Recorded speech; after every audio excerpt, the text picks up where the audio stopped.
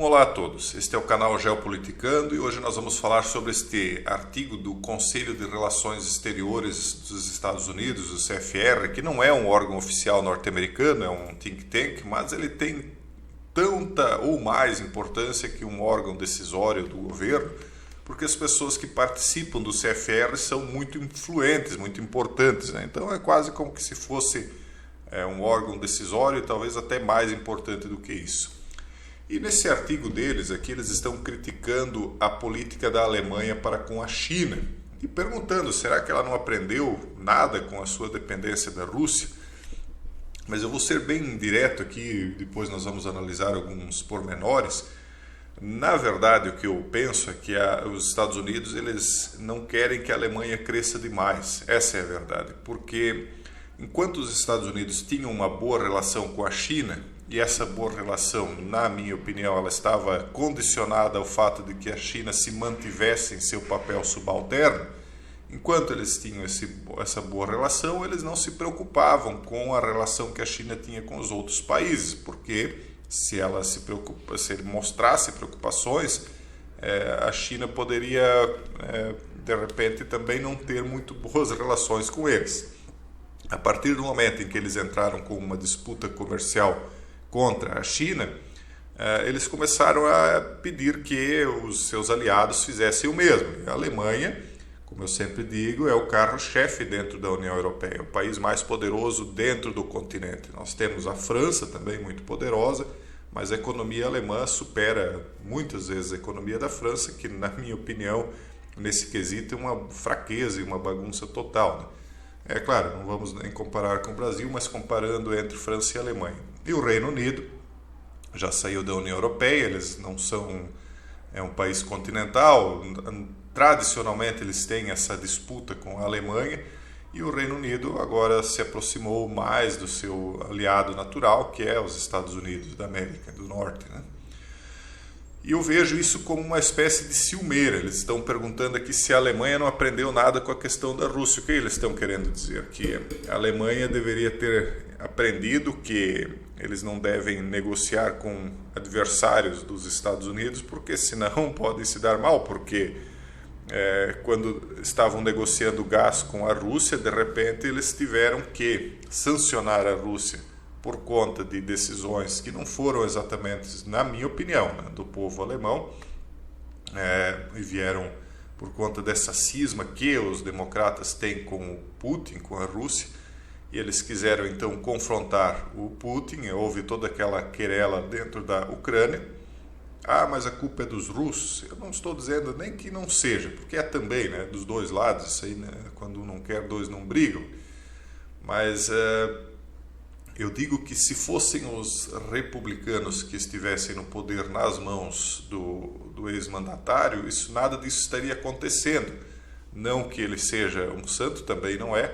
Nessa briga aí internacional ninguém é santo, até porque para você chegar nesse grau de poder, você cai numa das tentações, né, que Cristo negou no deserto, né? Então o ser ou ter o poder, são tentações aí que normalmente a classe dominante cai quase toda, né, com raríssimas exceções. Mas enfim, tratando assim em termos de praticidade, o que aconteceu então é que eles queriam que a Alemanha passasse a comprar gás dos Estados Unidos e não mais da Rússia, mas o gás da Rússia vinha mais barato porque ele vinha encanado. Agora, vamos ver o que aconteceu aqui, porque os preços do gás natural desabaram para quase zero na véspera do inverno europeu e com o boicote de Putin. Então você veja que enquanto nos Estados Unidos, segundo a Bloomberg, né, o gás natural chegou a ser negociado na faixa entre 70 e 20 centavos em uma determinada área de Permian chamada Waha, do outro lado do Atlântico o mesmo produto custava $28, 40 vezes mais. Então aqui tem o gráfico de preço, né? Aí eles têm aqui a explicação do porquê da queda, depois eu coloco o link para vocês ali, mas o caso é que enquanto agora a Europa está pagando $28, nos Estados Unidos ele pode custar até 20 centavos de dólar. Como é que a indústria alemã vai sobreviver dentro da Alemanha? O que vai acontecer com a indústria alemã? E não só com a alemã, com a europeia de uma maneira geral. Eles vão acabar tendo de migrar, vão ter de sair. Eles vão para onde? Vão para a China? Claro que não. Vão para a Rússia? Óbvio que não. Para outro país europeu? Não. Para o Brasil, que também corre o risco aí de daqui a pouco sofrer crises energéticas por conta da bagunça aí que nós estamos vendo se formando? Também não. Então, o destino natural das indústrias alemãs, na minha opinião, será os Estados Unidos. Eles ganham, mais uma vez, porque nessa desindustrialização alemã e europeia, de uma maneira geral, por conta da falta de energia, eles vão para onde? Para onde o combustível para mover a indústria é mais barato. Nenhum país se desenvolve sem energia. E o Brasil é um país que tem todo o potencial energético para superar, inclusive, Estados Unidos, Europa, qualquer um que seja, mas nós somos amarrados, né? O país, mais uma vez, está sendo amarrado para que se impeça o crescimento dele. Infelizmente, nós somos um país colonial até hoje e vamos continuar sendo aparentemente.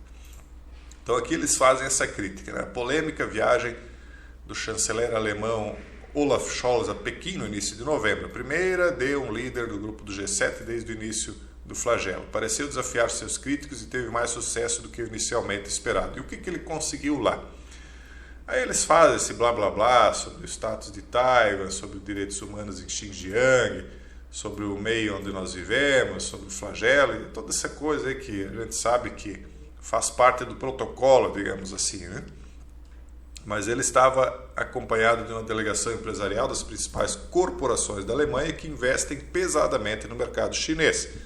Sua viagem com a delegação sinalizou uma continuação da abordagem mercantilista e de negócios em primeiro lugar da Alemanha em relação à China. Antes de sua viagem, Scholz concordou com investimentos chineses no porto de Hamburgo, o maior porto marítimo da Alemanha, contra o conselho de seus ministros da Comissão Europeia e dos parceiros da Alemanha na Europa. Então, assim, sinceramente, eu acho que cada país deveria ter a sua própria independência, que os países deveriam comercializar entre si, sem problema nenhum, que deveria existir até uma abertura maior das fronteiras para que as pessoas se visitassem, não necessariamente para que houvesse essa questão aí de as pessoas poderem se fixar no lugar, sem mais nem menos, assim, sem qualquer tipo de critério, não é isso. Mas eu acho que deveria ter uma independência. Agora, eles estão aqui fazendo uma crítica à parceria que a Alemanha faz com a China porque isso é desinteressante para eles. E não é exatamente para os Estados Unidos, mas para pessoas que controlam, por exemplo, políticas ditadas aí dentro do CFR. Então, para essas pessoas não é muito interessante que outros tipos de elites surjam ou se fortaleçam ou se mantenham fortalecidas na Alemanha ou na China ou no Brasil, ou seja lá onde for, fora da dependência deles.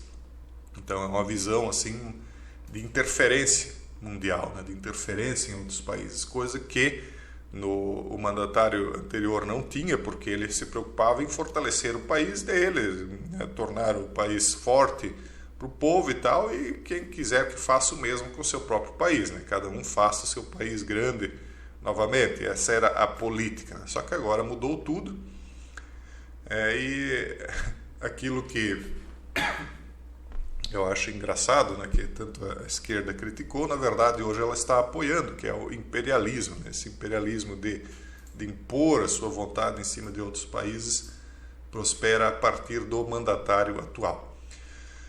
E basicamente é isso. Então eles fazem essas críticas aqui. Outra matéria interessante aqui que eu quero trazer para vocês, que mostra essa hipocrisia, é como o Biden e o Xi, eles sim, eles podem negociar. Então, mesmo CFR, vamos ver se eu coloco aqui na tela, ó, mesmo CFR,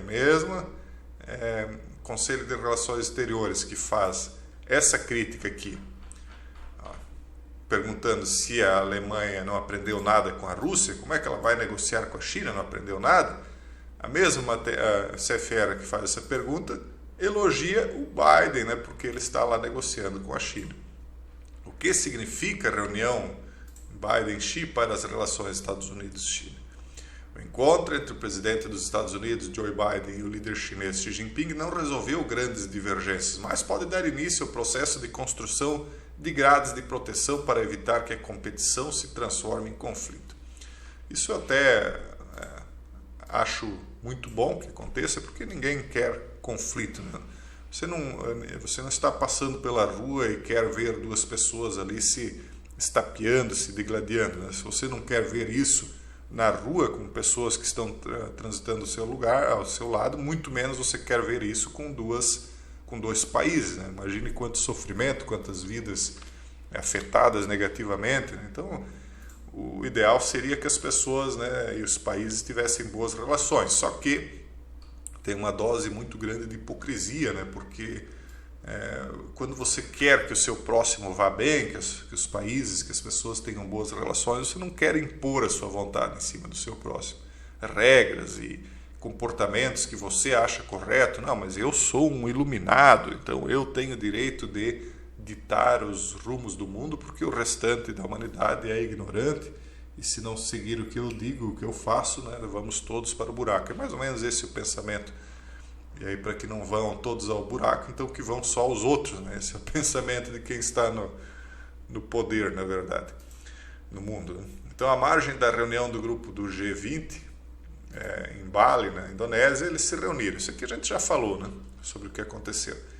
Eles têm um desacordo sobre Taiwan, só que o Biden saiu de lá dizendo que ele não vê nenhum perigo iminente, porque, por enquanto, não é interessante para a China, óbvio que não. Enquanto ela tem os Estados Unidos como parceiro comercial, não é interessante. Eles são os maiores credores dos Estados Unidos, é mais de 1 trilhão, só que talvez eu esteja desatualizado, mas era mais de 1 trilhão de dólares como credores, né, da dívida pública norte-americana.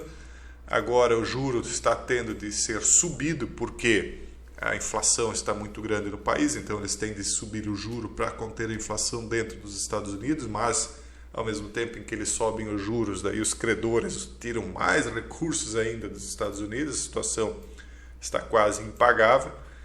E, enfim, a situação, né, do gastão, daquele que gasta demais, acaba sempre dessa maneira, acaba não muito boa. E por isso que nós estamos vendo tanta conturbação no mundo, né? De acordo com a leitura chinesa, Xi destacou que Taiwan está no centro dos interesses da China. Por quê? Porque, primeiro, é uma questão de orgulho, né? Orgulho nacional, uma grande bobagem isso. Mas depois porque Taiwan acaba sendo a porta da China para os mares. Enquanto Taiwan não estiver sob controle, é um risco para a China, né? E fora a questão dos semicondutores, nós já falamos sobre isso também. Taiwan é um grande produtor de semicondutores e hoje, com a inteligência artificial, a internet das coisas e tudo mais, ninguém vive, nenhuma indústria mais prospera, nenhum país mais prospera sem os semicondutores que Taiwan é tão especializada em produzir. Então, para Pequim, a verdadeira questão não é o apoio retórico dos Estados Unidos à sua política de uma só China, mas sim a lacuna entre sua política declarada e suas ações, porque eles querem que os Estados Unidos saiam da frente e deixem Taiwan para eles. E uma parcela grande aí do povo de Taiwan tem verdadeiro pavor disso, né? Eles não querem fazer parte da China de maneira nenhuma. Então, mais uma vez, agora do outro lado, né, essa coisa aí de querer impor o seu modo de viver, o seu modo de ser aos outros países. Por que não deixam Taiwan em paz? Não querem, né? Eles têm essa questão de dominar. O ser humano é assim como os Estados Unidos, uma parte do povo, da elite, ele quer dominar a política internacional, nós vemos a China também querendo dominar Taiwan. Então é uma hipocrisia desgraçada, por isso que o ser humano vai acabar se autodestruindo, né? Não todos, né? Uma parte aí dos seres humanos, eles se encaixam naquela sermão da montanha, né? Bendito os pacificadores, né? Porque serão filhos de Deus, chamados filhos de Deus. Mas infelizmente a grande maioria do ser humano é bélico mesmo, quer destruir o próximo, quer dominar, quer impor a sua vontade. E por isso nós estamos indo de mal para pior, porque se dão as mãos com sorrisos, mas por trás, né, o que gostariam era de fazer bem outra coisa. E é isso. Um forte abraço a todos e até o próximo vídeo, se Deus quiser.